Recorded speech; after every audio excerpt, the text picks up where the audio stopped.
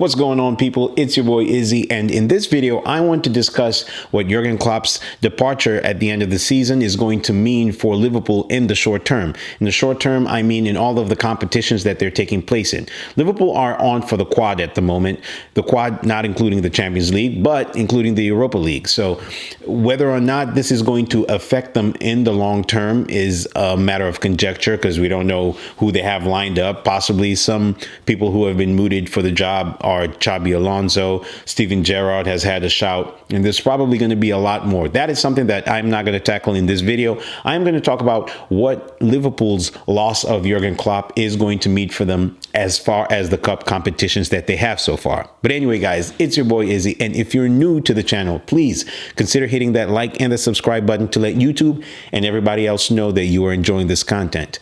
Now, in the immediacy of the announcement, it was very hard for me to wrap my mind around him leaving the league. I just think that he's just such a great manager, and he has been a less than celebrated figure in the sense of how many trophies he's won, and people are probably going to compare him to Pep Guardiola in the long term. And yes, I know that Pep Guardiola's haul is going to be greater, but I do think that these two managers, just in the same way Arsene Wenger and Alex Ferguson during their time were competing against each other, and it was just, slight margins that managed to separate them in the end. But as far as the Carabao Cup goes, I think that this announcement could not have come at a worse time for Chelsea, because it being the very first trophy that they're going to be able to compete for is going to definitely rev up the Liverpool players. Now,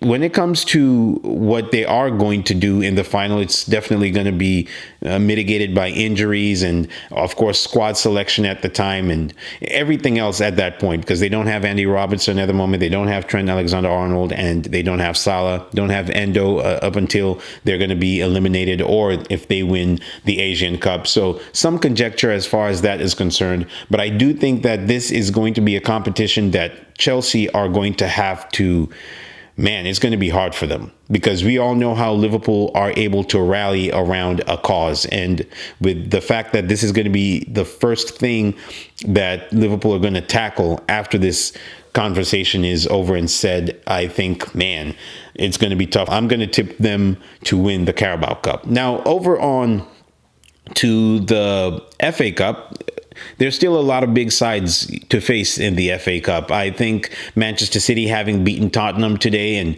Manchester United still being in there, you do have a Newcastle who can throw a spanner in the works. They haven't won a trophy in forever, but Newcastle is still a very good side. And so overall, I think that their chances of getting the FA Cup are very strong. I do think that the only other sides that can match them, with Tottenham being knocked out today and Arsenal, they knocked Arsenal out, I think are Manchester United, who just because of the rivalry of Liverpool will get themselves up for the game, and of course Manchester City. So if I'm to give them a chance of winning the FA Cup, I will give it a 35 to 40% chance, and probably the other 40% chance is going to go to Manchester City, and then the other 20% is likely going to be a Manchester United or a Newcastle. I think it's much lower than that, but you got to respect the fact that these teams also have very worthy players in their teams, and they will give these sides a problem. So as far as the FA Cup goes, I'll give them about a 35% chance. And then we have the Premier League. I think that Liverpool are my favorites. They have been my favorites for a while now, pretty much since around November, December. And I think that this announcement is going to do one of two things. It's either going to galvanize them to go for the Premier League, or it's going to make them disintegrate.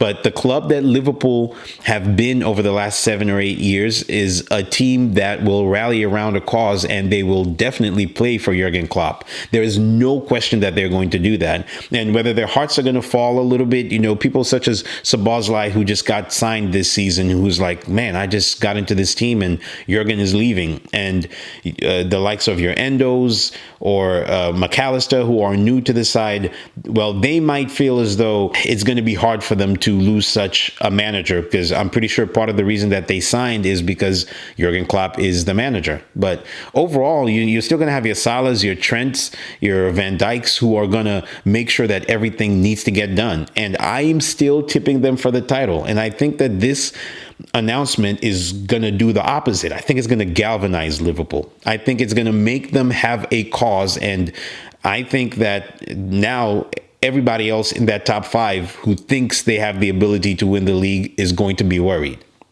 Most of all, the likes of Arsenal and Tottenham, who are looking as though they're lagging a little bit. Manchester City are going to be Manchester City. They do not care who's coming for their title, and they're going to perform. But I do think that in the next 5 or 6 games, we will see the separation of who is going to challenge for this title.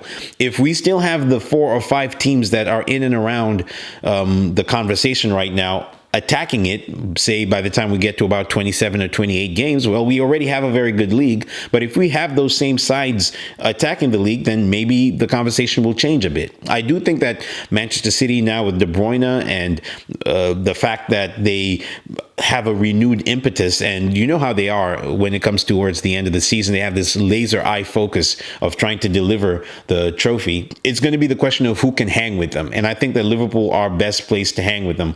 Arsenal have some problems in their striking department. And as much as I would like to think that the Crystal Palace victory is going to be this breath of fresh air, I do think that Crystal Palace is a team that are on the downturn right now, and Arsenal faced them at a very good time.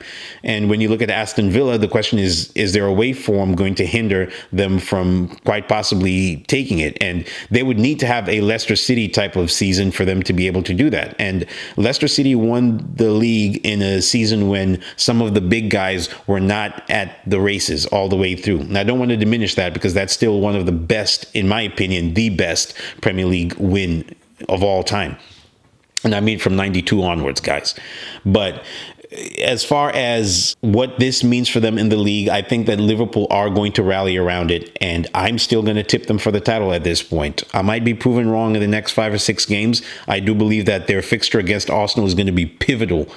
Is going to be important. If they do take 3 points away from the Emirates, well, that's going to be very, very hard to see them ceding any territory to any of the teams in the top 5, because Manchester City have to come to Anfield. We know how they do at Anfield. They're just as allergic to Anfield as they are to the Tottenham Hotspur Stadium, but they might be able to nick a victory. We saw them get one in the FA Cup today. And then on top of that, Tottenham have to come to Anfield. The only other place that I could think that would be hard for them to go would be Villa Park and maybe Old Trafford. So those are the only 2 very tough away fixtures that I think they might have to contend with. And if they manage to win at the Emirates, well, that for me is going to be more proof that they might be able to go the distance. Then the very, very last one is going to be the Europa League, and this one is going to be a little less difficult for me to predict. I think that Liverpool are going to make it to the very least at the semifinal stage. And at that point, that's when, things change. You never know if a team on the day might be able to just rise to the occasion. You never know if the injuries that Liverpool have been having might rear their head there. And in European competition, you can never write anybody off. So I do think that at the very least, they will make it to the semifinal. And I think that this is probably one of the trophies that they would really want to secure, because if memory serves me right, it's the only competition that Jurgen Klopp has played in that he hasn't won. I remember them losing to Sevilla in 2016, I believe. And so that might be something that he might want to write as a wrong that he's had on his CV. He's won everything else. He has a Premier League trophy. He has a Champions League. He has an FA Cup, and he has a League Cup. So that might be the last thing that he might need to put in his trophy cabinet. So we look forward to saying goodbye temporarily, because I would love to see him back in the league. We look forward to saying goodbye to one of the most impressive managers in the history of English football. I think that Jurgen Klopp is much more than just an elite manager. I don't think he's a legend. I think he's an icon, because if you think about the period in which he has been managing Liverpool, the iconic title races, because when you want to talk about the highest quality title races in the history of English football in general, you will have to point to the 97-98 season. That was the 2018-19 season. And then you have to go to, I believe, the 21-22 season, when they managed to get 91 points and City beat them by 1 point. It's absolutely amazing what this German man has brought to the English game and to the world game in general. And as I've said in my video before, even I felt as though I needed to shed a tear. And it took me a while to compose and to try and say something on camera, because I wanted to convey the right tone. And I had a lot of pauses in that last video just because it's still trying to make sense in my head that we're losing Jurgen Klopp to what I feel is going to be a well-deserved rest. And he believes he might not be able to offer Liverpool 100%. And I have previous in that, because I absolutely adore Arsene Wenger, but I do feel as though whether or not the stadium impacted him long-term, his decision to stay on after 2007, when David Dean left and he contemplated leaving, was probably the right time for him to have left.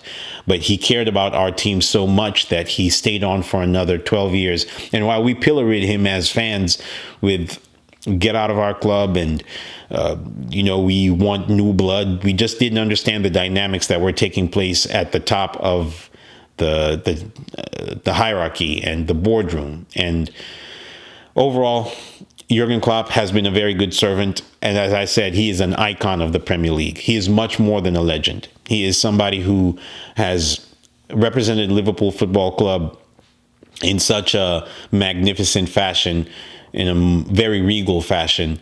And I think it's time for you guys to join me in bidding him a farewell. I love the fact that he also said that it's not going to be much about him and he wants to make it about the team. And maybe towards the end, that's when the media, which they're obviously going to do, are going to start swirling around rumors of who's going to replace him and who can do this and do what. But I just think he's been such an important manager, because if you think about it, if he wasn't there to push Pep Guardiola, we might have had 7 or 8 years of straight Manchester City titles.